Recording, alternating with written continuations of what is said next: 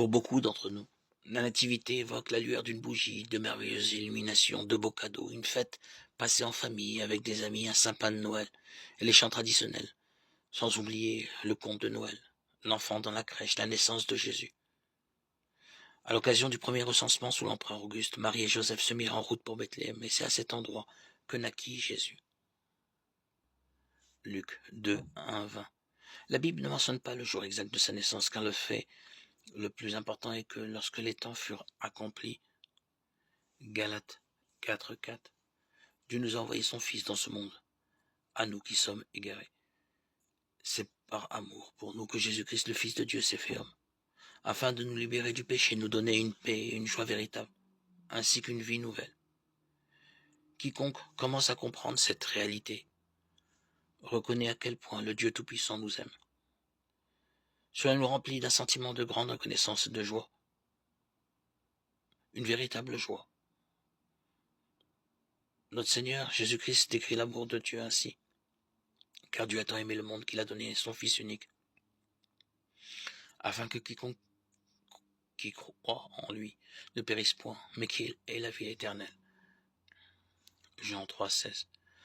L'œuvre de salut de Dieu avait déjà commencé lorsque Jésus fut conçu par le Saint-Esprit, dans le sein de la Vierge Marie. Luc 1, 26, 38. En la personne de Jésus-Christ, Dieu a donné son Fils à ce monde, lui qui naquit à Bethléem, fut élevé à Nazareth et finalement rejeté par les hommes et crucifié à Jérusalem. C'est là, sur la croix, que le Christ, à la fois Fils de l'homme et Fils de Dieu, a pris sur lui nos péchés, pour nous réconcilier avec Dieu. Le châtiment qui nous donne la paix est tombé sur lui, et c'est par ses meurtrissures que nous sommes guéris. Isaïe 53, 5.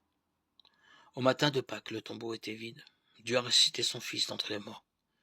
Jésus-Christ est apparu plusieurs fois en tant que ressuscité à ses disciples, puis il est monté au ciel où il est assis à la droite de Dieu. Jésus-Christ est vainqueur et il est vivant. Psaume 110, 1. Matthieu 22, 44. Il reviendra dans sa puissance et sa gloire. Matthieu 24, 30. La venue du Seigneur est proche. Jacques 5, 8. Après être retourné auprès de son Père Céleste, Jésus-Christ a envoyé le Saint-Esprit sur cette terre à la Pentecôte. L'Esprit qui habite dans le cœur des croyants et leur permet de comprendre la parole de Dieu. Par lui, aussi l'amour de Dieu se déverse dans nos cœurs, un amour semblable à celui qu'a poussé Dieu à donner son Fils pour nous. Romains 5, 5.